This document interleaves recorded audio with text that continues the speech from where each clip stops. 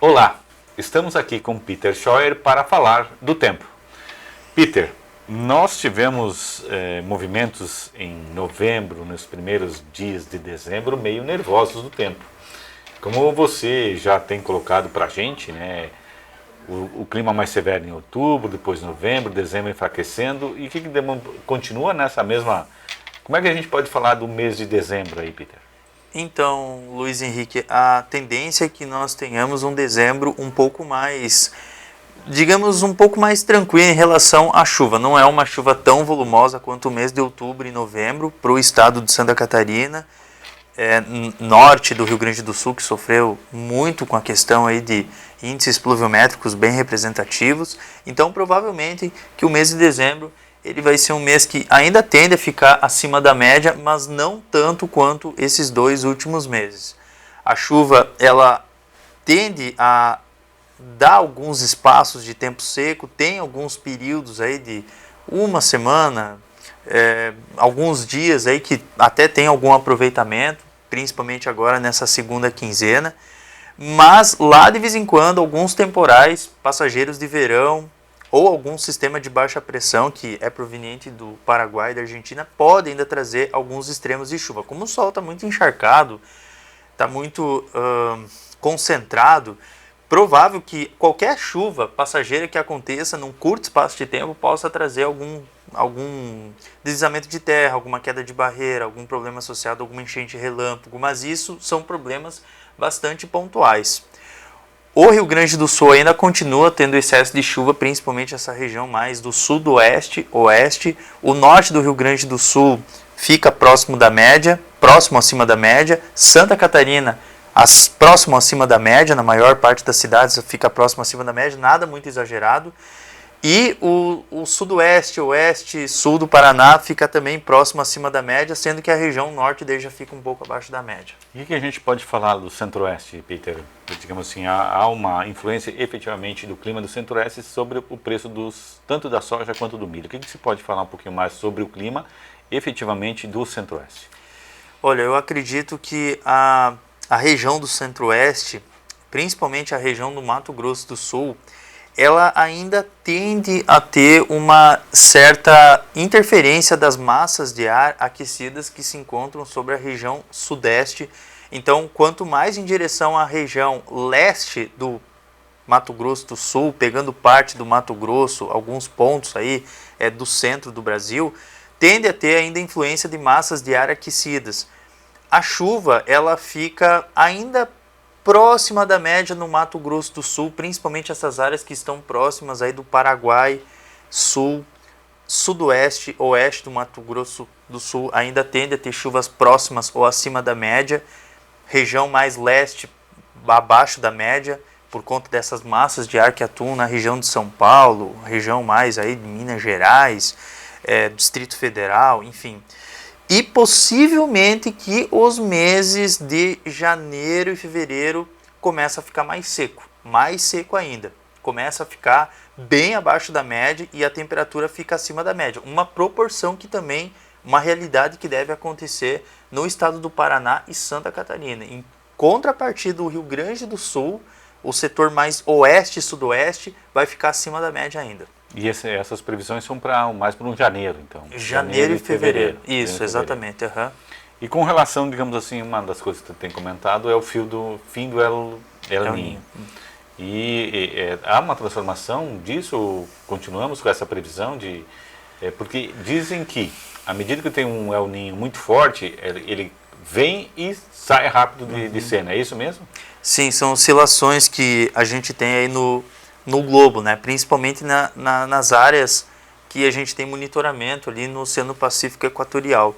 Então, esse El Niño está sendo muito forte, ele já, teoricamente falando, o ciclo das chuvas mais intensas já está passando entre o Paraná e Santa Catarina. O Rio Grande do Sul ainda tende a sofrer bastante, principalmente o sudoeste, oeste e sul gaúcho. Agora, as áreas mais de Santa Catarina e do Paraná tendem a secar gradualmente a partir do mês de janeiro, fevereiro. Março fica próximo da média, abril acima da média, maio acima da média. O que que acontece? Até abril, maio, a gente tem ainda El Ninho. A partir ali do final de maio, junho, já temos uma neutralidade. Então, provavelmente que o inverno ele vai ter uma neutralidade. No final do inverno, ali por julho, agosto, a gente já começa a ter uma transição para Laninha. Então, provavelmente que o ano que vem, mais ou menos nessa data de novembro, dezembro, a gente vai ter um clima mais seco e com temperaturas abaixo da média climatológica. Então você teria por uma compensação efetiva, um pouco menos de Isso. chuva, mas também um pouco menos de temperatura também, né? Se equilibrando um pouquinho a questão climática nessa situação. E uma coisa assim, resumidamente, a gente para fechar o ano, o que se poderia colocar sobre o clima desse ano? O que te trouxe de lição, o que te traz de lição para todos nós o clima desse ano, Peter? É um El Ninho muito poderoso. É um El Ninho muito poderoso. No início do ano a gente estava com uma neutralidade. As chuvas elas estavam abaixo da média em praticamente toda a região sul do Brasil.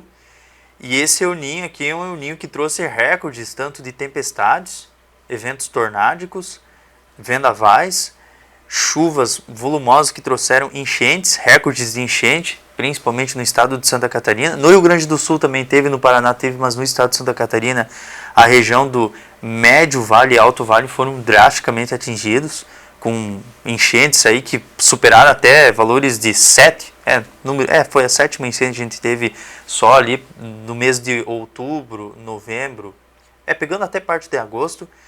E também em relação a extremos de temperatura. Esse El Ninho foi assim um dos mais fortes que a gente já teve, que provocou mais extremos. Então foi realmente um El Ninho assim que foi um dos mais fortes. Se a gente for comparar assim os anos anteriores, ele foi um dos mais fortes. Dá para fazer comparações com outros anos, dá. Claro que sempre vai ter alguma diferença, mas foi um El Ninho muito forte. E você diz o seguinte, como é que a gente se prepara para isso, Peter? Claro que é aquela história, né? O equilíbrio da atmosfera. Como a gente teve extremos muito representativos em relação à chuva, a gente pode ter extremos representativos em relação à seca mais para frente. E gradualmente, à medida que a gente for monitorando essas oscilações de temperatura, a gente já vai ter uma noção de como vai ser o próximo El Ninho que vai vir depois, daqui 1 ano, 2 anos ou 3 anos, e como vai ser o Laninha, porque através do El Ninho a gente também tem dá pra gente ter uma breve ideia de como também pode ser o Laninha, porque um compensa o outro em alguns momentos, em algumas situações. Mas provavelmente que a gente vai ter mais para frente aí bastante, eu diria assim, falta de chuva. Então podemos dizer que o clima passa a ser parte integrante do conhecimento do produtor, para se tomar decisões, para se fazer, digamos assim, o conhecimento daquilo que pode ser e pode acontecer para a gente. Embora que as drásticas, a gente tem uma previsão muito curta antes de acontecer, mas o que é mais, digamos, efetivo, a gente tem um conhecimento mais longo. Isso se afirma que cada vez a gente vai aprimorando a previsão? Claro que vai depender da dinâmica da atmosfera. Todos os dados, todos os históricos em relação a enchente, temperatura máxima, mínima, tudo isso é calculado em supercomputadores que faz com que a gente tenha anomalias de temperatura, pressão, umidade em diferentes pontos do planeta e que a gente possa prever com mais eficiência. Mas é aquela coisa, uma previsão empírica sim. À medida que a gente vai passando por esses eventos, o agricultor, o homem do campo, os meteorologistas, os agrometeorologistas, eles vão tendo uma noção exata, assim, mais ou menos, de como está se comportando o clima através do histórico que aconteceu e do que pode se prever numa estimativa breve, assim. Qual é a mensagem que tu deixa para o nosso povo que nos assistiu durante todo este ano, de final de ano, para a gente concluir o nosso trabalho? Eu agradeço demais a credibilidade aí que os agricultores,